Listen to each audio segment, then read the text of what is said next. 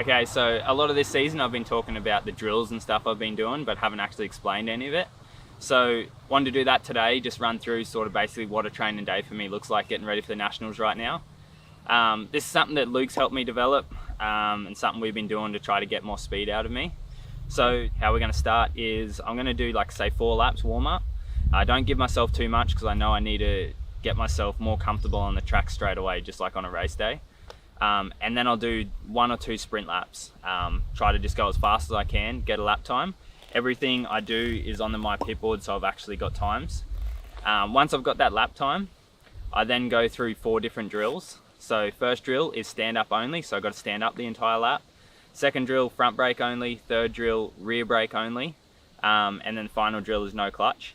So go through all those drills and I've got to be within 1 second of my sprint lap time. And then we're going to break the track into some sections after that, do some section work and try to find even more speed. And whatever my best time is then, I'm going to try to match that for a moto afterwards. So we're going to run through all that and we'll show you what we do.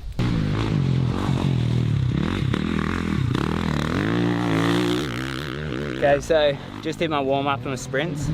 Time was a 1:24. So the track today is smooth because like it's been recently prepped, but the lines aren't really in the corners that well. But hey, I've got to find time somewhere, so it'll be good. First drill, front brake only. Oh no, standing up only. So you've got to stand up the entire lap. A few corners here that are tight, slippery. So it's really like my focus when I do this is try to get my body flatter rather than stand up tall. Try to get flatter, get my center of gravity down a bit, head forward, up over the front. Keep traction to that front wheel, which is sometimes hard when you're standing up. So when you do it though, you get surprised like how fast you can still hit a turn standing up. But yeah, we'll see how we go.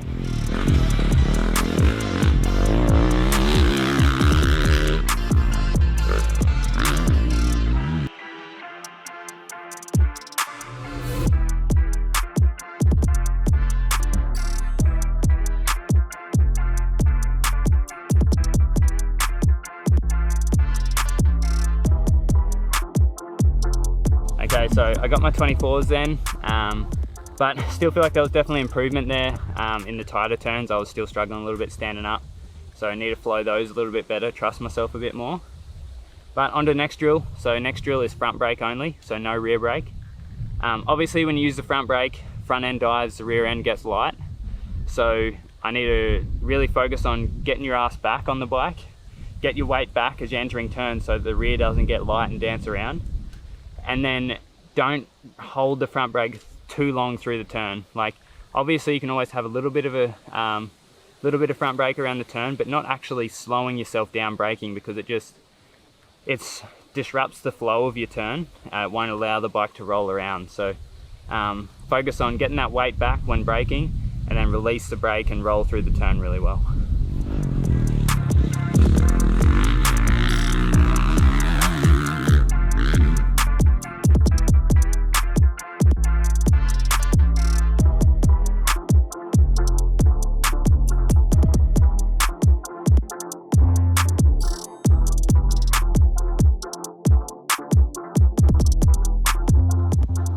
Okay, so that one all done. I got 2 23s that time. So I did 23.0 to start with and 23.1. It's insane how like just doing that one stand up drill, it just shows you how much faster you can hit different stuff to try to make up time. And then as soon as you go, you can sit down a bit more comfortable. I just straight away dropped the second. So that was solid. Move on to the next one, so rear brake only. What we've really got to focus on with this is maintaining that head forward in the turns, because without a front brake, simply your forks don't dive, so there's not much weight on the front tyre. You've got to use all body weight. So a lot of your body weight comes from your head, so you've got to get your head up over the front, keep traction to that front tyre, and then also just trust yourself coming in, because you're going to come into the corners a lot faster without a front brake. You simply cannot slow down as much. So with the rear brake, you'll find yourself rolling in faster, but you just sort of got to commit, go with those butterflies, commit to the turn, head forward and roll. So that's what we're focusing on in this one, and hopefully we can get that time down.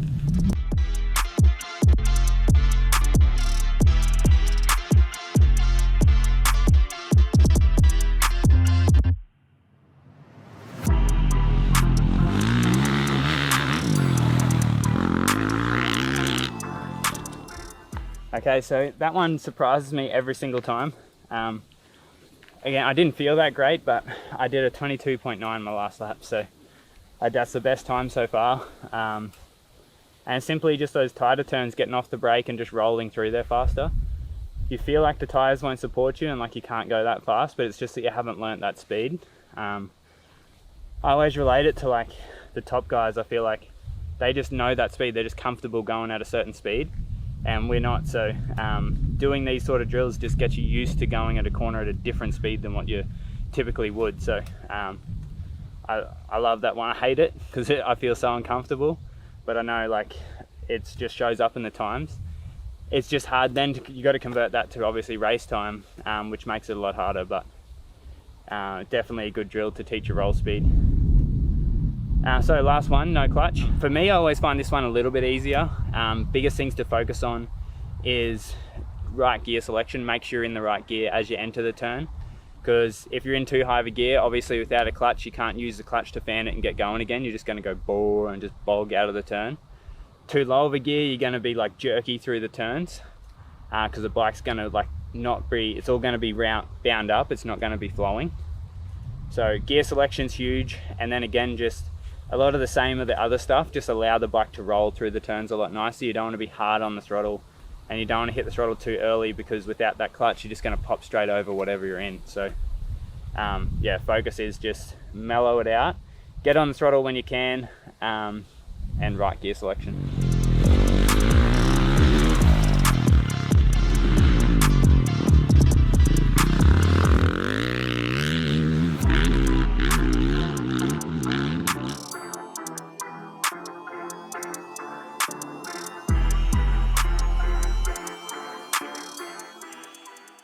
.122.6. Sprint laps are hard. Oh, the intensity's up. But yeah, that was good. The first one I did then, I did exactly what I said you need to focus on. I was in too high of a gear. Come out of a few of the turns, and without the clutch, I was just waiting to get going. So second lap, made sure I clicked down the gear before the turn. And then I just had that aggression out of the turn still, even without the clutch. Just change gear early and go. Also allowed me to be more patient. I was like coming into turns before and hitting the throttle too early in the turn. Whereas you do that without a clutch, you just pop up over the turn straight away. So definitely made me more patient in the turns, and I found I was cleaner on the exits. That was good. Okay, so whenever I finish the drills, so that's all 4 done now, always go for a sprint lap or 2 at the end. Just piecing it all together, can just ride normal, but trying to remember the things that I learnt out there, like maybe where it was better without the clutch, without the front brake, without the rear brake, so on, and then hopefully just get the best lap time yet. So that's the goal. Try to drop this thing down below a 22.6. All right.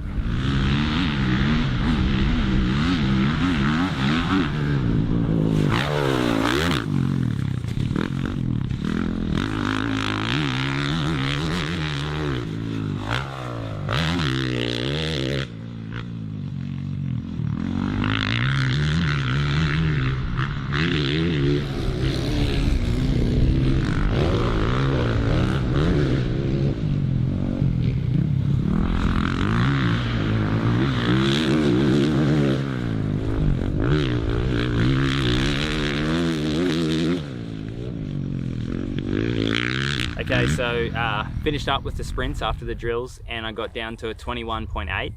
So obviously that's fastest time of the day. Again, those drills just push you outside your comfort zone, find little things, and I know for me personally, I've still got to find my edge a little bit more, and it just forces you to find, you know, where you can come in faster, where you can roll quicker, all those little things to get the best time. So now, again, because I'm looking for speed, next thing I do is I'm going to do some sections. So this track's only pretty short. So what I'm going to do is I'm going to split the track into 3 different sections, just really push and find time in each section. And then once that section's down, move on to, I'll do 4 runs. Whatever the best section is, I'll write that down. Go on to the next section, same deal. And then at the end, I'll piece the 3 together for like a perfect lap sort of thing. and hopefully that's under a 21.8, and then I've got to try to match whatever that time equals in a sprint lap. So yeah, we'll go do the sections now, go pick a couple spots and get our times down.